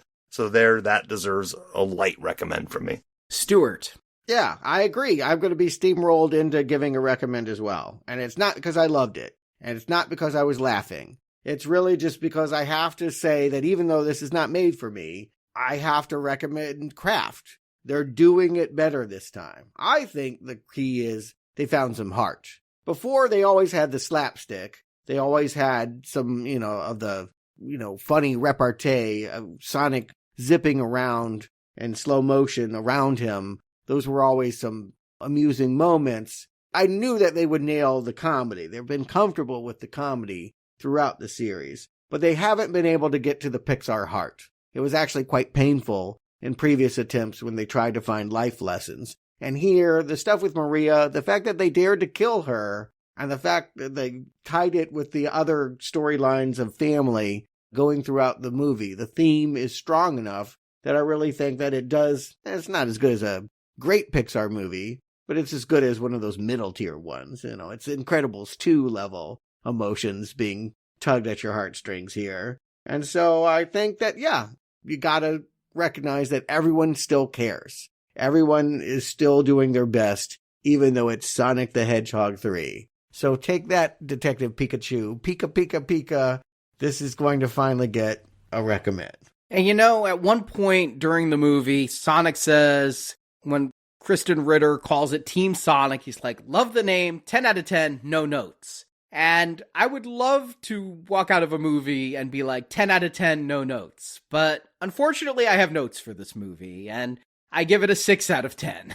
The thing about this series is I do find it remarkably consistent. I didn't go back and look at my Letterboxd rankings for the first two movies when I was putting this one in. I was really tempted to say this is the best one of the series, though, which is what you said, Justin, because I do feel like it's the funniest.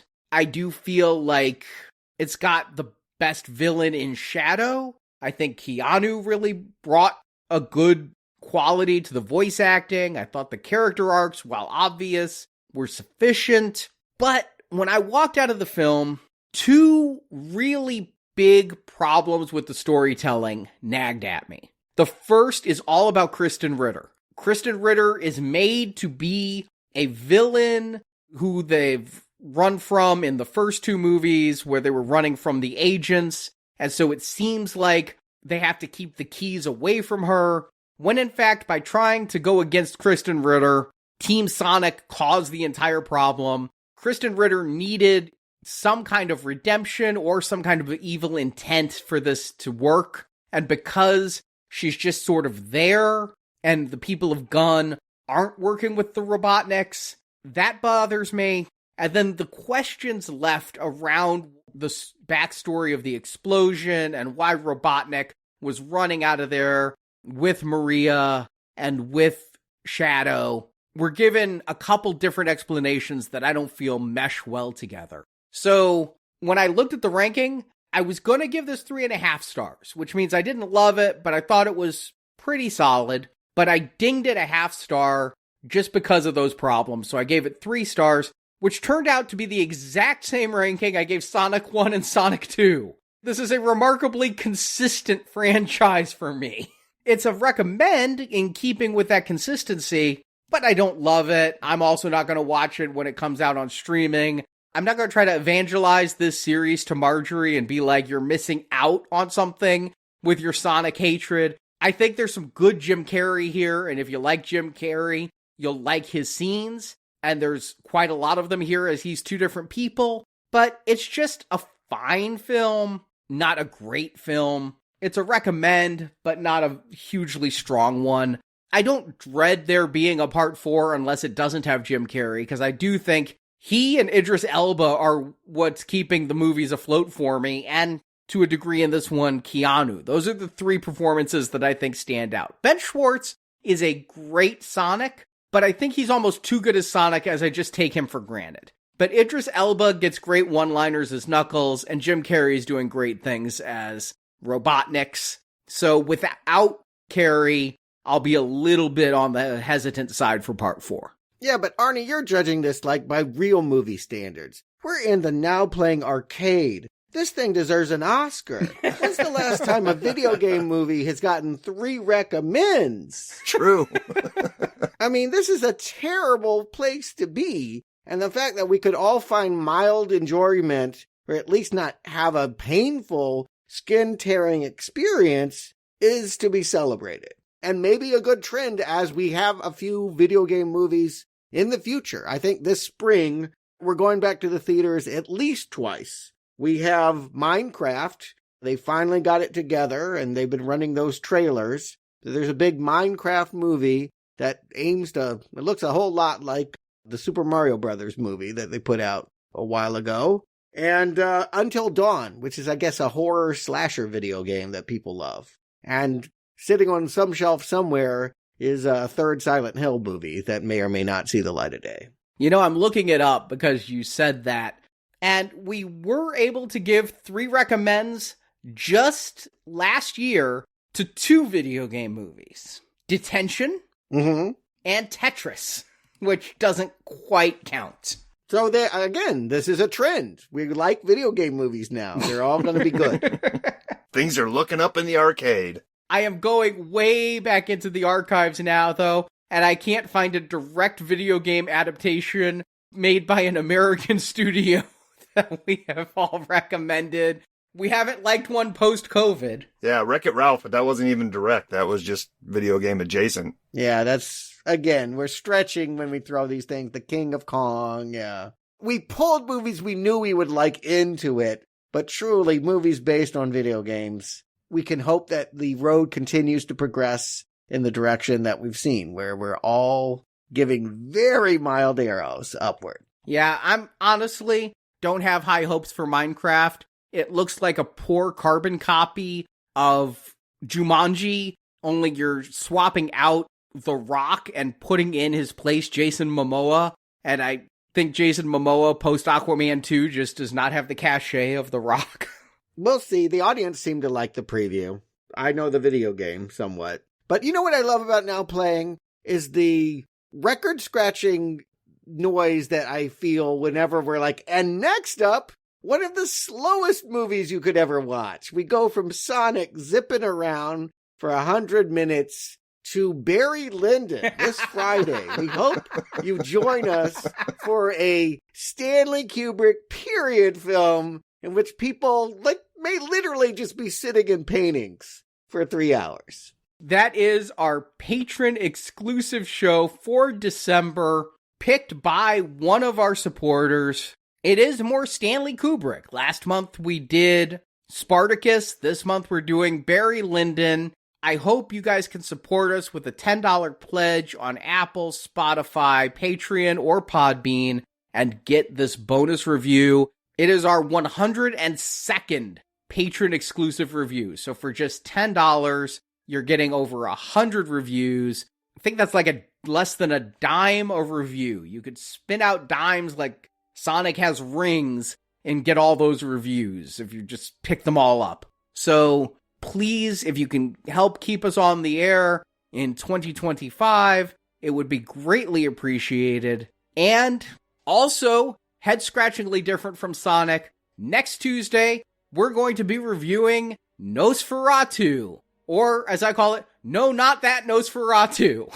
Yeah, it's a whole week of Nosferatu. And the one that you want to hear about is coming out next Friday. The Tuesday one is, there was 2 movies this year. I kid you not. Look it up. Google it. Doug Jones, who is beloved for his work with Guillermo del Toro. He was the creature in Pan's Labyrinth with the eyes on his palms that chased the little girl. He was the fish guy in the Hellboy series. He was the fish guy in Shape of Water. He has decided that he wants to be Dracula in a little indie that kind of looks like it's trying to be a silent black and white movie, but isn't. Yeah, it's definitely a Nosferatu film, a throwback to the 20s one. We will be covering that on Tuesday, and then for New Year's on January 3rd, we're doing a bonus free Friday show covering Robert Eggers' Nosferatu. So both of those coming next week for free for everyone,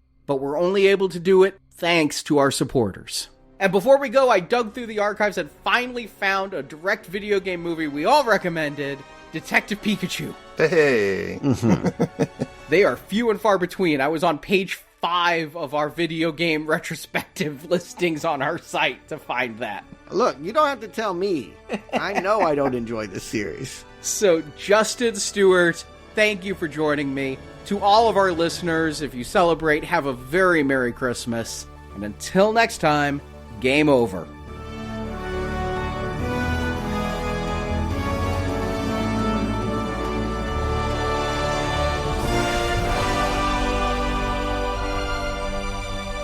So should we get out of here? Yeah, time to go. Thank you for listening to this episode of Now Playing Podcast. That wasn't too bad. We hope you've enjoyed the show. I love it, I love it, I love it, I love it!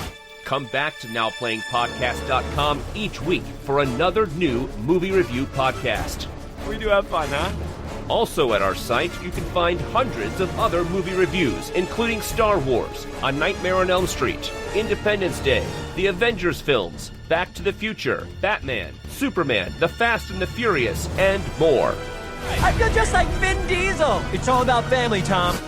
Now Playing Podcast is a show without any sponsors or ads. We rely on support from listeners like you to keep Now Playing operating. How are you not dead? I have no idea. You can donate to the show and, as our thank you, receive bonus podcasts. Over 150 bonus movie reviews are available to choose from on the Now Playing Podbean page, including Alien, Night of the Living Dead, Jurassic Park, Ghostbusters, Indiana Jones, Lord of the Rings, Psycho, Troll, and more. That sounds big. It's been on my vision board for years. Find a full list of available bonus shows at nowplayingpodcast.com/donate. Clearly, I'm not going to be able to do this on my own. You can also join the Now Playing Patron campaign. Patrons of $10 or more get a new exclusive movie review every month. Plus, even more perks, including one where you can pick a movie for our host to review. Find the details on our website. Okay, let's do this. You can help us out by leaving us a 5-star review on Stitcher, Podbean, iTunes, or your other podcast store of choice. And please, 5 stars. You can follow Now Playing on Facebook and Twitter, where we post announcements of new episodes and where the hosts post movie mini reviews. Links to our social media pages are available on our homepage. I just thought you might like a latte with steamed Austrian goat milk. Of course I want a latte. I love the way you make them! Now Playing Podcast is produced by Arnie Carvalho. Are you in charge here? Yes, I am. Wrong. I'm in charge. Associate produced by Jason Latham. I am living my best life on Earth. Now Playing is edited by Santiago and Arnie. Work smarter, not harder. Now Playing credits read by Brock. It talks. Almost constantly. The opinions expressed on Now Playing are those of the individual hosts and may not reflect the opinion of Venganza Media Incorporated. Confidence. A fool's substitute for intelligence. Venganza Media Incorporated is not affiliated with the motion pictures reviewed or otherwise referred to herein. All movie clips and music included in this podcast are the intellectual property of their respective copyright holders. They are included here for the purpose of review and no infringement is intended. You'll never catch me. Now Playing Podcast is an exclusive trademark of Venganza Media Incorporated and may not be used without the expressed written permission of Venganza Media Incorporated. All rights reserved. Give me a big, fat break! Now Playing is a Venganza Media production, copyright 2024, and no part of this show may be reproduced, repurposed, or redistributed without the written permission of Venganza Media Incorporated. All rights reserved.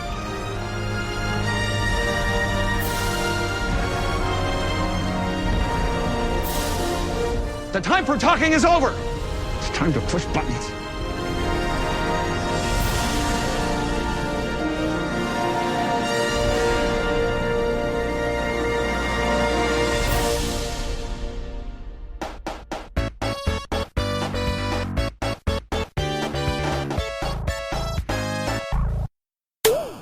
With this weekend's box office, I think Paramount would be happy for the money.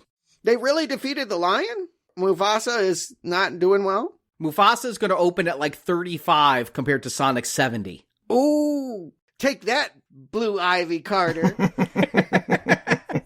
You ain't no star, no matter who your mama is.